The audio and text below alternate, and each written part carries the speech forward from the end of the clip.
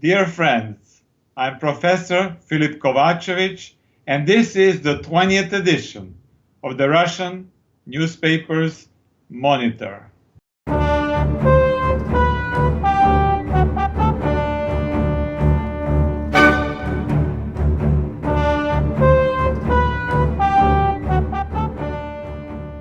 Can you believe it? Already 20 editions? Isn't that great? Well, it's all thanks to you and your support. So let me take this time to thank you very much. Thank you very much. All of us here at Newsbud very much appreciate your support.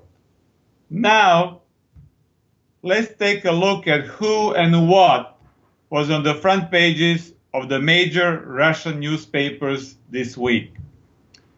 Today, we'll begin with Izvestia, a moderate pro-government newspaper, the edition for February 10, 2017.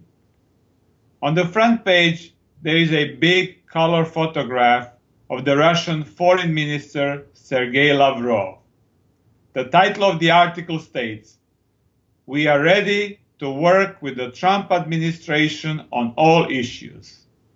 The subtitle explains that this article is an interview with Lavrov in which he presents his opinions on the current events in international affairs. So let's examine the most important issues that Lavrov addressed in the interview. The interview was given to Izvestia on the occasion of the Russian Diplomats' Day. Lavrov stated that Russian diplomats today in many countries work under increasingly dangerous conditions. The last year assassination of the Russian ambassador to Turkey, Andrei Karlov, is a dramatic proof of that. According to Lavrov, Russian diplomats are also exposed to various pressures by host governments and their intelligence agencies, including espionage recruitment. He explicitly stated that things of this nature occurred in the United States and some other countries which he left unnamed. He condemned the December 2016 expulsion of 35 Russian diplomats from the United States and described it as the symptom of, quote, an anti-Russian fever of the departing Obama administration, end quote. Lavrov said that he expected the new Trump administration to behave differently. According to him, Russia is ready to work with the United States on all issues on the basis of equality, mutual respect, and understanding of each other's national interests. In his opinion, the Russia-US cooperation can greatly benefit the peoples of the two nations, as well as have a very positive influence on international politics in general. At the same time, Lavrov emphasized that Russia regarded the recent activities of NATO and in Poland and the Baltic states as having the destabilizing and provocative character. He stated that Russia was also aware of NATO plans to bring in the additional troops into other East European NATO member states such as Romania and Bulgaria. In addition, the construction of US missile defense structures in Eastern Europe, which Russia has always regarded as directed against its military forces, continues without any interruption. Lavrov stated that Russia is a country of peace, but that it knows how to defend its borders and its national interests using all means at its disposal. He regretted that NATO broke off all the military and civilian communication with Russia and said that he hoped that NATO would realize that making Russia into an enemy was a big mistake. Lavrov also commented on the recent flare-up of violence between the Ukrainian army and the forces of the self-proclaimed Donbas republics. He stated that the special mission of the Organization for Security and Cooperation in Europe said in its report that those responsible for initiating the violence were to be found in the nationalist and radical circles of the Kiev government. According to Lavrov, the Kiev government seems unwilling to fully accept the Minsk agreements, which require deep political reforms in the country, and is pushing for a military solution. Lavrov warned that, in doing so, the Poroshenko government was increasingly being isolated by the international community. Neither France nor Germany, nor the new Trump administration, according to Lavrov, support Kiev's aggressively militaristic behavior. Gone are the days of the Russophobes, Joe Biden and Victoria Nuland. Lavrov stated that there was no alternative to the Minsk agreements, and that the sooner the Kiev government realized that, the earlier would Ukraine begin a long process, becoming a stable and relatively prosperous country once again. The Ukrainian citizens want stability and peace, and not disorder and war. Lavrov also commented on the Russian relations with the Republic of Georgia, a former Soviet republic which has been in the NATO orbit for more than a decade. He said that while the relations are indeed improving, much work has to be done in order to overcome sharp divisions left over from the time when the president of Georgia was Mikhail Saakashvili. Concerning the situation in Syria, Lavrov stated that Russia remained firmly committed to the UN Security Council Resolution 2254, which established a set of principles for the resolution of the Syrian conflict, as well as for a wider coalition against international terrorism. Lavrov did not want to confirm that the representatives of the Syrian government and the Syrian Kurds met in the Russian military base Khmeim to talk about the federalization of the country. He only stated that negotiations were ongoing, and he was glad that Russia was perceived as a trusted mediator by all sides. He did say, though, that the peaceful resolution of the Kurdish question represents a key to the long-term stability in the Middle East. Lavrov also expressed his concern about the current situation in Libya, where the institutions are essentially paralyzed by the ongoing dispute between the government in Tripoli and their opponents based in Tobruk. He stated that the Russian priority is to protect the territorial integrity of the country, and that Russia keeps in close contact with both sides in trying to come up with a workable solution. In my opinion, Lavrov addressed all the key points of concern for the Russian diplomacy in the coming period. He did so in a measured tone, free of emotions, and without getting into too many specifics. It is clear that Russia sees itself as a great power which expects to be consulted on all geopolitical and economic issues facing the globe. Lavrov was confident that other great powers, especially the United States under the new administration, will understand the Russian national security interests and take them into consideration when making future decisions. He stressed in many different ways that Russia was ready to play a constructive role in the world affairs. But I wonder whether NATO, the powerful factions within the Western intelligence community, especially in the MI6 and the CIA, as well as the neoliberal globalist think tanks, which have built up their careers and reputation on subverting Russia, can ever honestly treat Russia as an equal partner. Because, as you know, it always takes two to tango.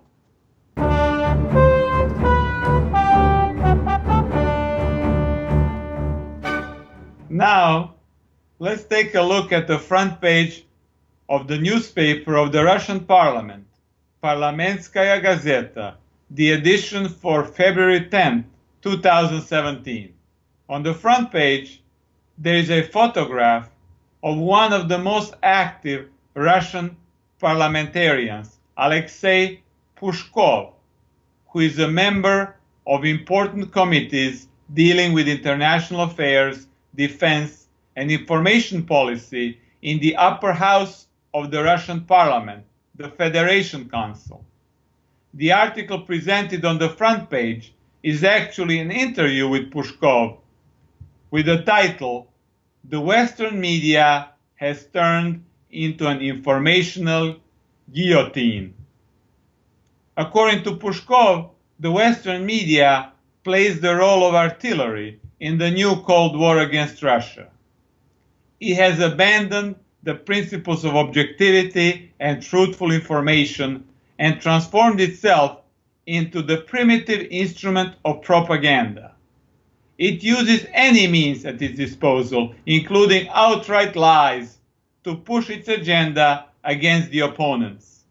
In Pushkov's opinion, it has essentially become, quote, an informational guillotine. Just like Lavrov in the interview I discussed previously, Pushkov saw the Obama presidential administration as the main culprit for the negative attitude toward Russia in the West. He claimed that the Obama administration wanted to destabilize Russia and install its puppet regime. In his opinion, Obama and his deputies wanted to take revenge on Russia because of its firm positions in Syria and Ukraine. At the same time, Pushkov believed that the Trump administration would be different. He thought that under Trump, the US and Russia could become allies on the whole spectrum of global issues, the most important of which, according to him, was the fight against international terrorism. Regarding the current situation in Ukraine, Pushkov believed that Trump should get more objective information on what is taking place on the ground before making any kind of decision. In his opinion, Trump should not listen to the reports of the Western media and the members of Congress, such as Senator John McCain, who were responsible for inciting the Ukrainian crisis in the first place, but seek to get information from as many diverse sources as possible. Pushkov did not go so far as to say that Trump would reverse the existing US policies in Ukraine, but he did express the hope that Trump would be more sensitive for the Russian national security interests in the region. Pushkov also commented on the current developments in the European Union. He said that he did not believe that the EU would collapse in the near future, but that nevertheless it was evident that the role of the supranational Brussels bureaucracy was declining. He said that it was this supranational structure that pushed the EU into imposing the sanctions against Russia due to its Atlanticist geopolitical agenda. However, the sanctions themselves proved to be devastating for individual European economies. According to Pushkov, a country like Hungary lost more than $6.5 billion in possible revenue, while the EU as a whole lost about $60 billion. This is why it is not surprising that at this time, so many European leaders are calling for the lifting of the sanctions. Pushkov appeared confident that after the presidential elections in France, in which the candidates most likely to win opposed sanctions, the anti-Russian sanctions would be lifted. Pushkov also noted that the EU seemed so bogged down in its internal institutional problems that its foreign policy role seriously diminished in the last few years. For instance, the EU as a bloc is almost absent from the fight against ISIS in Syria. Lastly, Pushkov commented on his frequent use of Twitter. In fact, in my opinion, he's probably the most frequent user of Twitter among all Russian politicians. He said that Twitter was the best way to get one's opinion quickly into the international media sphere. He praised Trump's use of Twitter and stated that it was an extremely effective way to subvert the dominant mass media narratives which, during the US presidential campaign, were heavily opposed to Trump. In my opinion, the general direction of Pushkov's interview is not very different from the direction of Lavrov's interview, which I examined earlier. It is just that Lavrov's vocabulary was more vague and ambiguous, just as one would expect from the chief diplomat. There is a clear policy consensus in the Russian political elite to praise Trump and give him a chance to show that he is different from Obama. Whether or not this will indeed happen still remains to be seen. In my opinion, very soon there will be an announcement of the time and place for the first summit meeting between Trump and Putin. And until Trump and Putin meet personally, I do not expect any radical US foreign policy changes in one direction or another.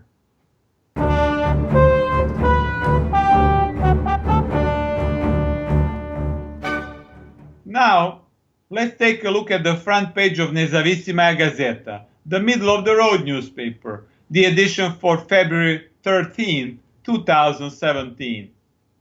At the bottom of the front page, right in the middle, there is an article with the title, Donetsk and Lugansk are privatizing oligarchs. The subtitle explains that the self-proclaimed republics in the Donbas gave a choice to the Ukrainian businessmen. Recognize the republics or lose your companies. The article reports that the two self-proclaimed republics are making changes in their laws to demand that Ukraine allow its companies to pay taxes to the republics if they want to keep receiving the coal from the Donbas. This would mean the de facto recognition of the republics. At the same time, the blockade of the Donbas from the Ukrainian side continues, according to Tatiana Rychkova, a representative of the President Poroshenko's faction in the Ukrainian parliament. The blockade has seriously endangered the Ukrainian energy supply. Rychkova stated that in 2 weeks' time, most Ukrainian coal plants will be left without coal, which is likely to lead to electricity blackouts throughout the country. According to the article, the supplies of the Donbas coal to the rest of Ukraine have been blocked since the end of January 2017, when groups of armed individuals who call themselves the veterans of the Ukrainian so-called anti-terrorist operations blocked the railway traffic, first in the region of Lugansk and then also in the region of Donetsk. They also wanted to cut off water and electricity to the Donbas, but it appears that technically this cannot be done. The Ukrainian government claims that it is against the blockade, mostly because the country's electricity supply depends on the coal from the Donbas. The Prime Minister of Ukraine, Vladimir Groysman, also stated that the factories and mines on the territories of the two self-proclaimed republics still paid taxes to the Ukrainian government and therefore should be considered Ukrainian. In other words, it would be foolish for Ukrainians to blockade Ukrainian companies. This, however, is not how the current situation is seen by the veterans involved in the blockade. They want a much more aggressive pressure on the Donbas, and it appears they are getting exactly what they want with the recent escalation in fighting. In my opinion, the Ukrainian government is being hypocritical, to say the least. On the one hand, its officials claim that they are against the Donbas blockade and are decrying its consequences for Ukraine itself, while on the other hand, the government is massing troops and weapons on the line of separation and likely preparing for a military invasion. It seems to me that this mixed message is intentional and a part of the psychological warfare campaign to sow confusion among the Donbas population and make it less vigilant. In my opinion, the leaderships of the self-proclaimed Donbas republics fully understand this strategy. This is why they have decided to up the ante by requiring all the companies on their territory to pay taxes to them, or otherwise they will be nationalized. This measure will force the Ukrainian government to finally confront the fact that it does not control the Donbas. This will also no doubt further infuriate the blockading Ukrainian veterans, but it appears that at this point, the Donbas rebel leaders are not too concerned about that. The truth is, Ukraine needs the Donbas more than the Donbas needs Ukraine.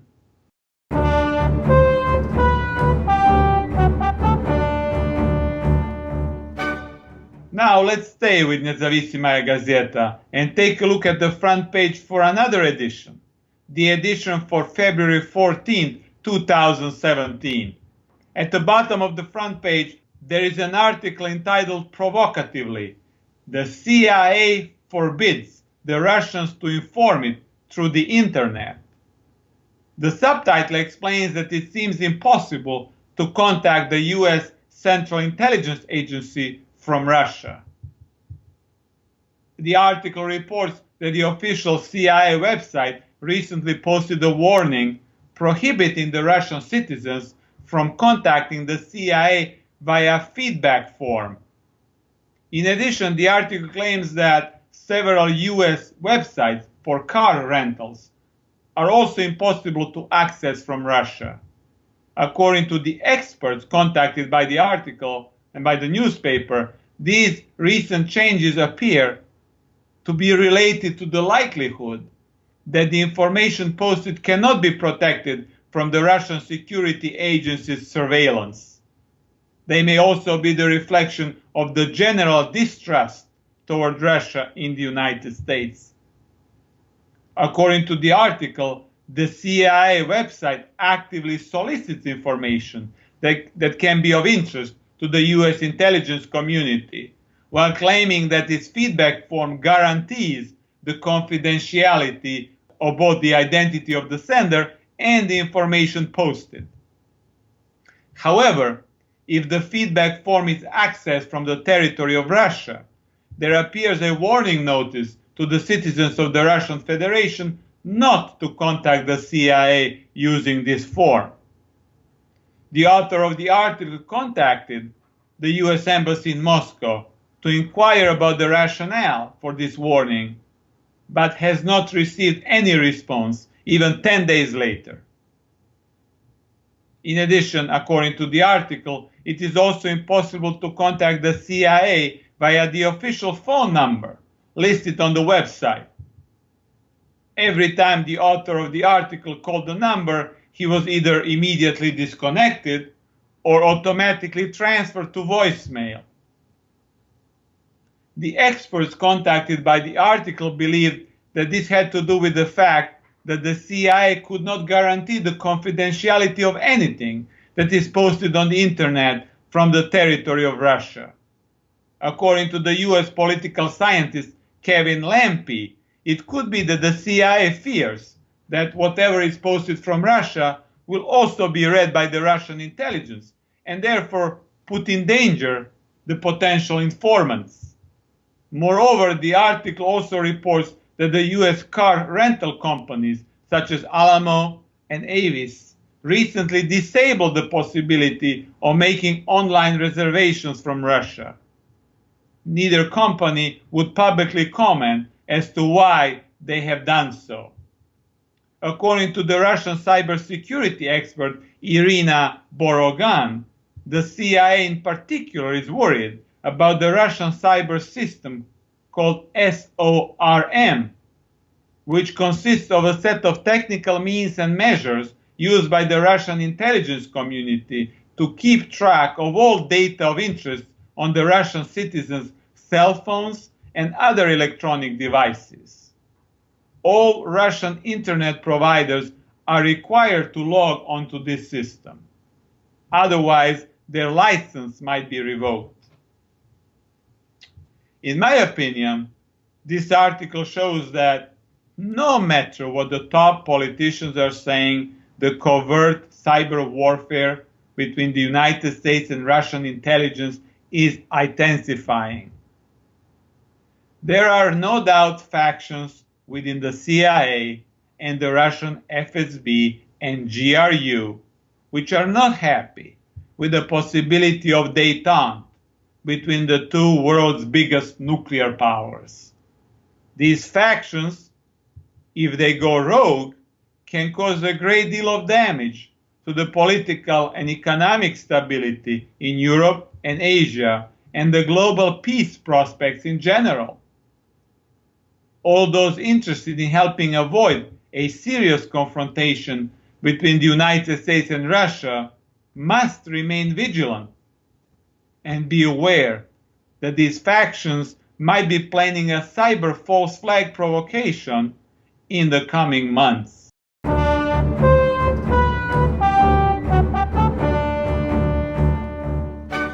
Lastly today, let's take a look at the Russian semi-tabloid press, the newspaper Komsomolskaya Pravda, which according to a Gallup poll is the most read newspaper in Russia. Let's look at the front page for the edition for February 14th, 2017.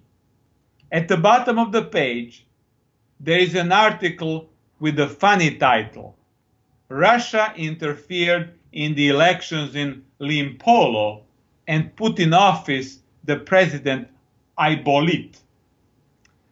The subtitle explains that the Russian phone pranksters Vovan and Lexus fooled the US Congresswoman Maxine Waters into believing that she was speaking with the Russian Prime Minister Vladimir Groisman. According to the article, the Californian Congresswoman Waters was noticed by the pranksters when she recently accused Russia of aggression against Korea. This happened at a press conference in early February, and the video clip can easily be found on the internet.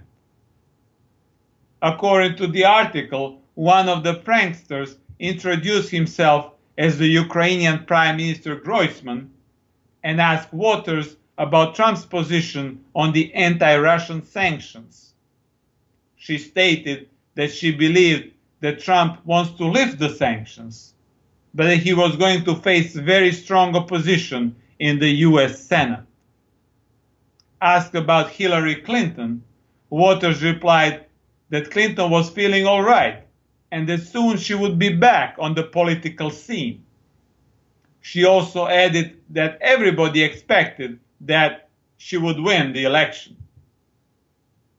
According to the article, at this point, the pranksters started testing the extent of Waters' geopolitical knowledge and found that she was far from being well informed. Groisman's impersonator said to Waters that he was calling her to demand new sanctions against Russia because it broke the servers of Limpolo, a non-existent country, and interfered in its elections by supporting its puppet Aibolit for the president. He said that Russia caused even more damage in Limpolo than in the United States. This apparently shocked Waters, who promised the US support for the democratic forces in the imaginary Limpolo. According to the article, Waters stated that she did not know to what extent the US intelligence personnel was represented in Limpolo, but that she needed more information from Groisman in order to formulate specific proposals next time she talks to the US intelligence community about this matter. Waters also commented on the recent interruption of the C-SPAN TV coverage of her speech by the RT programming. The C-SPAN later stated that this happened due to technical issues and was not the result of the Russian hacking, as Waters seems to think. In my opinion, it is tragic that those who represent the interests of the American people in the legislative branch of the US government are so easily fooled by foreign pranksters. How can Maxine Waters protect the US national security interests if her knowledge of world geography and geopolitics is so flawed? And she is far from being the only one like that in the US Congress. In addition, the placement of this article on the front page shows that the Russian media will continue to highlight, amplify, and ridicule the problematic aspects in the functioning of the US political system. The Russian audience is no doubt laughing very hard at the success of this prank, although I'm sure that there are similarly ignorant politicians in the Russian parliament as well. The statements and behavior of many politicians across the world are causing embarrassment to their constituents, and therefore it is no wonder that the governments left and right are losing their legitimacy. It is high time for the honest and well-educated to take the reins of power.